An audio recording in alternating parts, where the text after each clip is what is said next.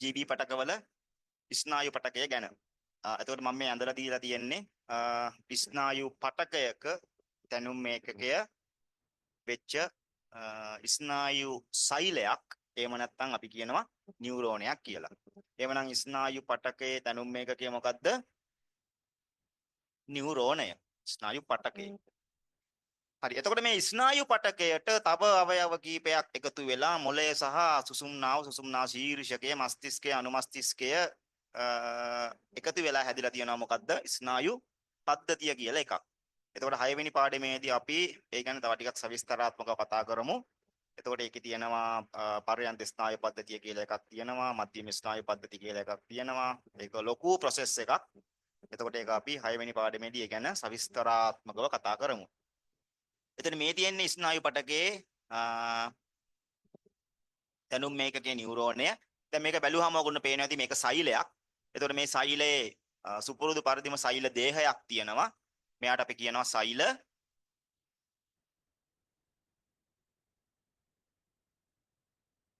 දේහය කියලා. මේක තමයි සෛල දේහය. මේක න්‍යෂ්ටිකින් සමන්විතයි. ඊට අමතර මයිටොකොන්ඩ්‍රියා, ගොල්ගි දේහ, රයිබෝසෝම, අන්තස්ප්ලාස්මිය ජාලිකා ඔය කතන්දර ටික ඔක්කොම මේක ඇතුලේ තියෙනවා. ඊළඟට ඔයාලට පේනවා ඇති මෙතන මේ සෛල දේහයෙන් ඉවතට ගියපු නිකන් ශාකාමය ව්‍යුහයන් වගේක් මෙතන දකින්න පුළුවන්. මේවට අපි කියනවා මොනවද? අනු ශාකිකා කියලා. මේවට අපි කියනවා මොනවද? ශාකිකා කියලා.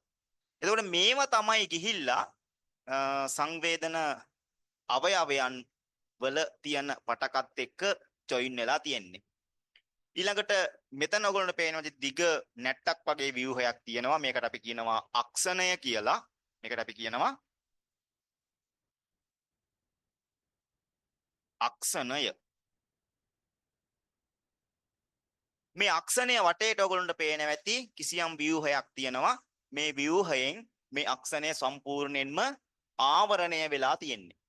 මේක නිකන් හරියට අර ගෙදර තියෙන වයර් එකක් රබර් ආවරණයකින් වහගෙන ගිහිල්ලා තිබුණා වගේ. රබර් ආවරණය මැද තමයි විදුලි අරගෙන යන කම්බිය තියෙන්නේ. ඒ වගේ මේ රබර් ආවරණය මැද තමයි අක්ෂණය ගිහිල්ලා තියෙන්නේ. එහෙනම් මෙන්න මේවට අපි කියනවා මයලීන් කොපු කියලා.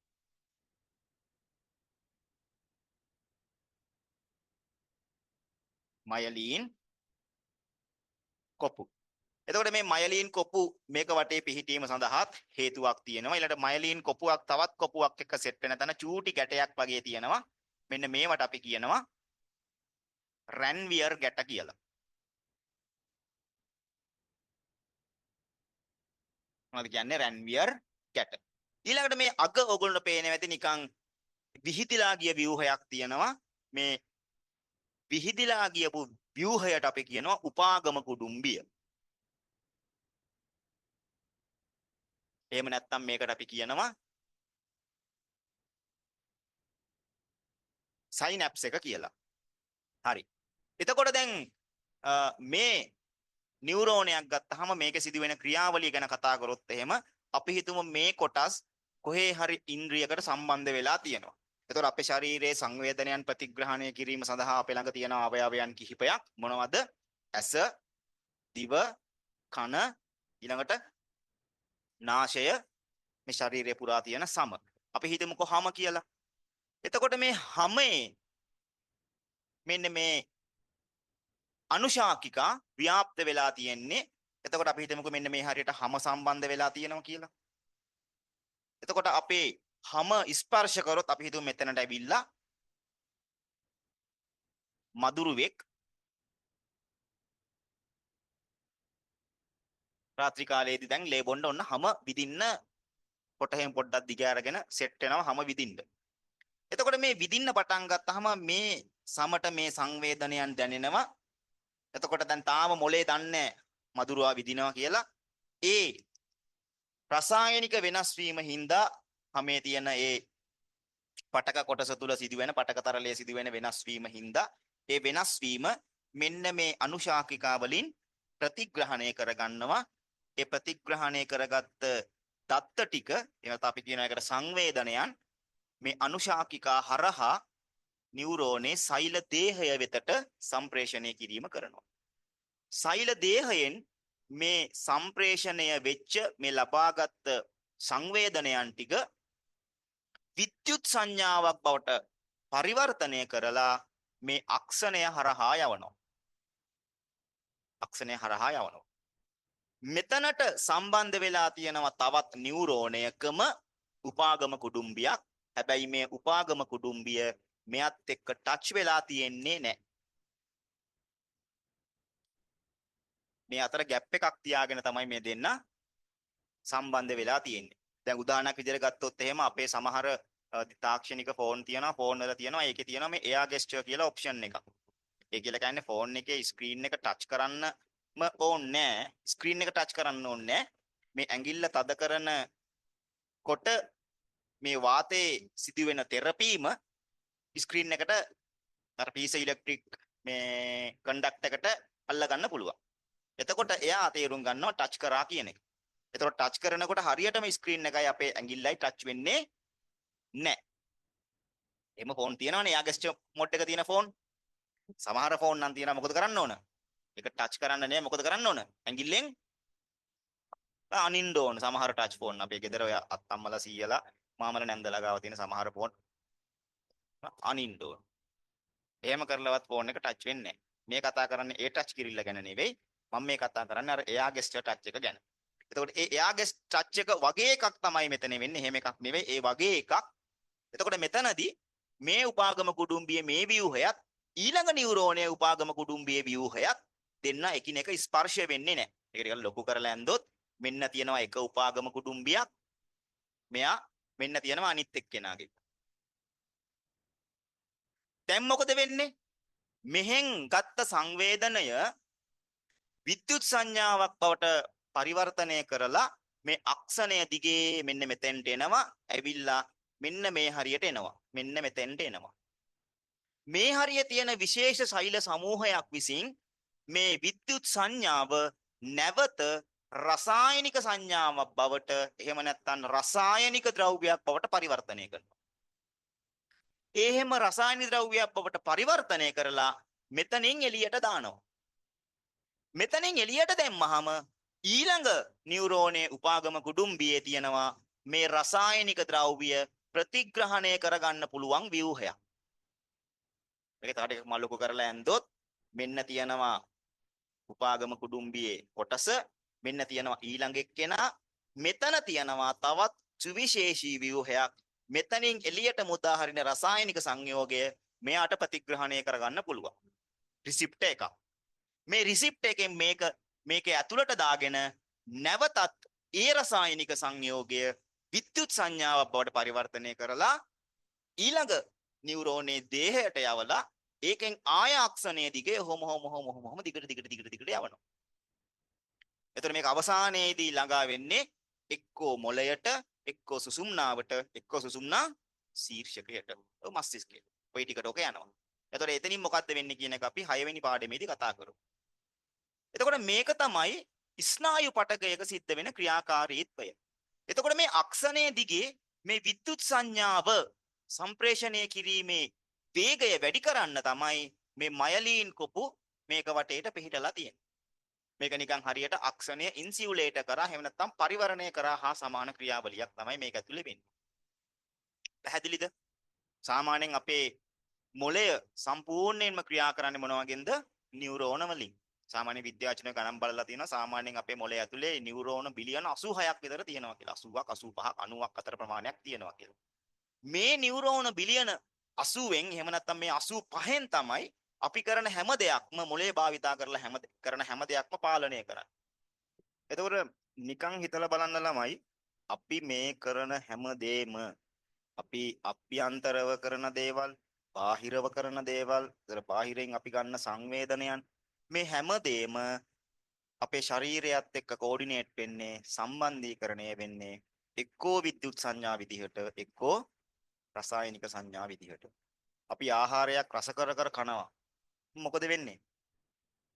ඒක අපේ මොළයට දැනෙන්නේ කොහොමද? විද්‍යුත් හා රසායනික සංඥාවක් විදිහට. අපි කාත් එක්ක හරි කතා කරනවා.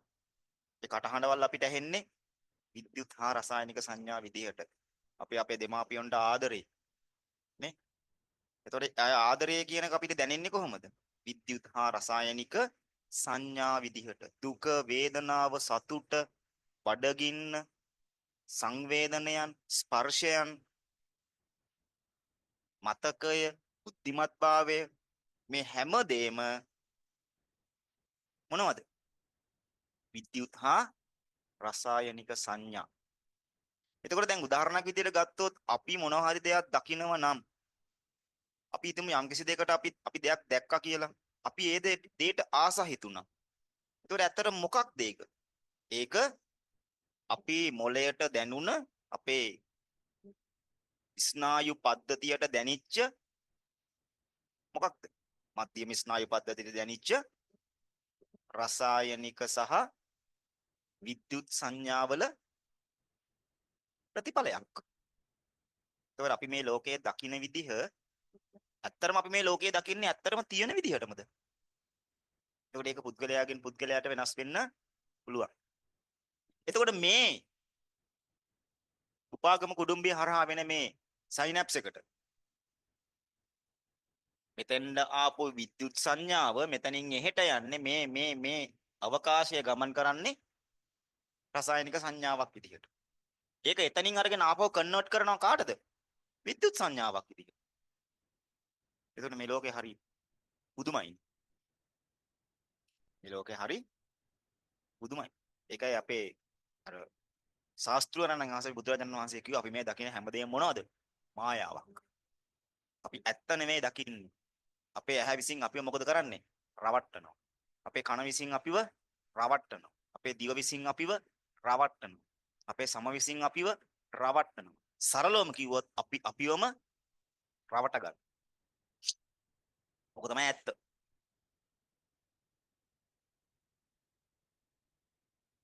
දැන් අපේ ශරීරයේ තියෙනවා අර මම කලින් කිව්වා වගේ මොකද්ද?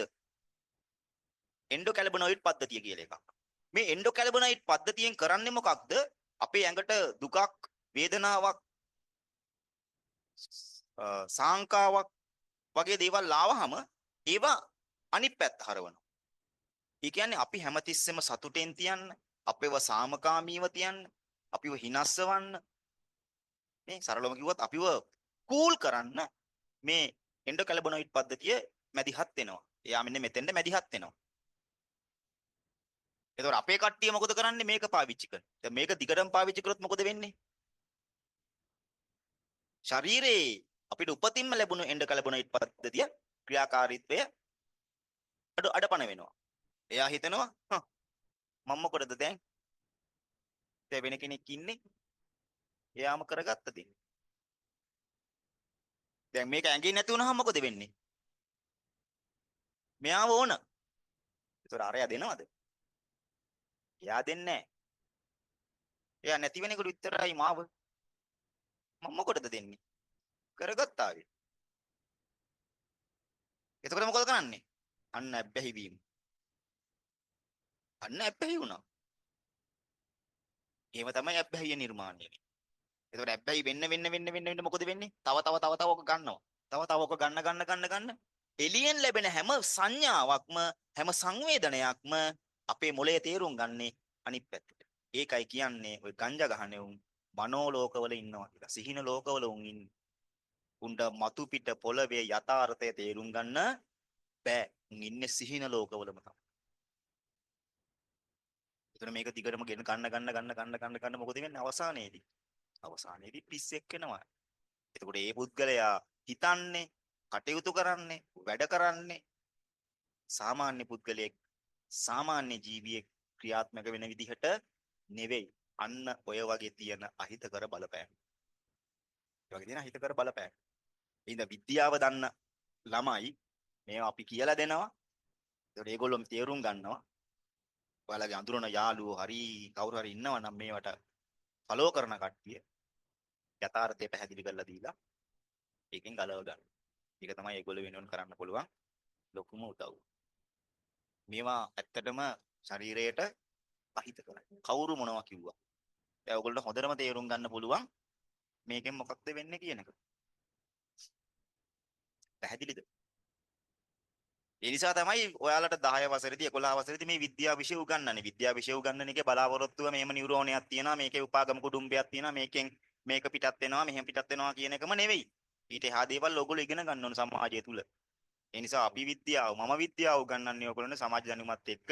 ඒ වගේම උසස් පෙළට බයෝ සයන්ස් හරි, මැත්ස් හරි, ටෙක් හරි කරන්න ඕන කරන පදනම තමයි අපි මේවට දාලා දෙන්නේ. මොකද උසස් පෙළ බයෝ ගත්තොත් මේවා තියෙනවා.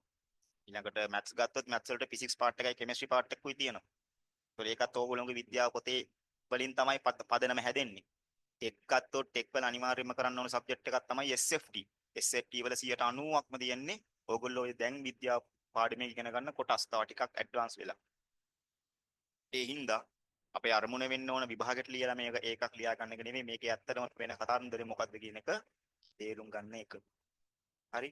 හරි. අපි එහෙනම් ඊළඟ කොටසට යමු. එතකොට දැන් මේ වීඩියෝ එකේ ඔයාලට මම පෙන්වන්න හදන්නේ මේ නියුරෝන දෙකක මේ උපාගම කුඩුම්බි දෙකක් එකිනෙකට සම්බන්ධ වෙන්න දරන උත්සාහයක්. ඒ කියන්නේ අතරම මේක මේ බොහොම හම්බු ලෙස ලබාගත් වීඩියෝ එකක් මේ මොළයේ තියෙන නියුරෝන දෙකක්. එතකොට මේ නියුරෝන දෙකේ try කරන්නේ දෙන්න සයිනැප්ස් දෙක එකිනෙකට කන්ටැක්ට් කරගන්න උත්සාහ කරන විදිහක්. එතකොට දැන් සාමාන්‍යයෙන් අපි කල්පනා කරන දෙයක් තමයි අපිට දුකක් දැනුණාම වේදනාවක් දැනුණාම ටික වෙලාවක් ගියාම සමහර අවස්ථාවලදී අපිට ඒක අපි විසින්ම පාලනය කරගන්න ශෝධනය කරලා දාන්න පුළුවන්කම ලැබෙනවා. එතකොට මේ වීඩියෝ එකෙන් මම ඔයාලට පෙන්වන්න උත්සාහ කරන්නේ අපේ ශරීරය අපිට සිදුවෙන වෙනස් වීම් වලින් අපිව ආරක්ෂා කරලා අපිට අර අපේ සිස්ටම් එක අපේ මේ මෙකැනිසම් එක අපේ ජීවිතය මේ වීඩියෝ එකක් මට මේ අහම්බෙන් හම්බෙච්ච වීඩියෝ එකක් මම මේ වීඩියෝ එක දැන් ඔයාලට දාලා පෙන්වන්න උත්සාහ කරන්නේ මොළයේ තියෙන නියුරෝන දෙකක් උපාගම කුඩුම්බි දෙක සම්බන්ධ වෙලා සයිනැප්ස් වෙන්න දඟලන විදිහ. ඒතකොට මෙතනදී ඔයගොල්ලන්ට පැහැදිලිව බලා ගන්න පුළුවන් මම වීඩියෝ එක ප්ලේ කරාම හැබැයි වීඩියෝ එක ප්ලේ කරන්න කලින් මම ඔයාලට මෙන්න මේ දේ කියලා දෙන්න ඕන. ඒ කියන්නේ දැන් අපේ ශරීරයේ අභ්‍යන්තරව සිදුවෙන වෙනස් වීමක් වේවා බාහිරව සිදුවෙන වෙනස් වීමක් වේවා මේ සියලු වෙනස් වීම නැවත යථා තත්ත්වයට පත් කිරීම සඳහා අපේ ශරීරය සෑහෙන ලොකු try එකක් දෙනවා. ඒ නිසා දුක වේදනාව නැති කරගන්න බාහිරින් කිසිම රසායනික ද්‍රව්‍යයක් භාවිතා කිරීමට අපිට අවශ්‍ය වෙන්නේ නැහැ. ඒක ස්වභාවයෙන්ම ශරීරය නිර්මාණය වෙලා තියෙන්නේ ඒ සිදුවෙන වෙනස් වීම වලින් නැවත ශරීරය යථා තත්ත්වයට පත් කර ගැනීමට. දැන් සාමාන්‍යයෙන් අපි දන්න දෙයක් තමයි දුකක් හිතුනහම ඔය කොල්ලොන්න දන්නේ නැති ඉතින් කොල්ලොන්න කෙල්ලොන්න ඔය එක එක දේවල් කරන්න හිතනවනේ හිතට දුකක් වේදනාවක් දැනුනහම ඒවා නැති කරගන්න. ඒත් ඒවා නැති කරගන්න විශේෂ දේවල් මුකුත් කරන්න ඕනේ නැහැ. දැන් බලන්න මෙතනදී මේ නියුරෝන දෙක අනෙත් නියුරෝනයත් එක්ක එකට එකතු වෙලා ඒ අදාළ සංවේදනයන් සම්ප්‍රේෂණය කරන්න try කරන විදිහ බලන්න සයිනැප්ස් ටික එකිනෙකත් එක්ක කන්ටැක්ට් වෙන්න විඳින දුක. ඒතර මේ වගේ කට්ටක් කාලා තමයි අපේ ශරීරය අපිව රීස්ටෝර් කරන්න උත්සාහ කරන්නේ. ඒ නිසා කිසිම අවස්ථාවක දුක් වෙන්න එපා මට කවුරුත් නැහැ කියලා. අපිට මොකද වෙන්නේ? මට මම ඉන්නවා. සමහරලාට අපේ දෙමාපියෝ කියන වචන වලින් අපේ හිත මොකද වෙන්නේ? හැදෙනවා.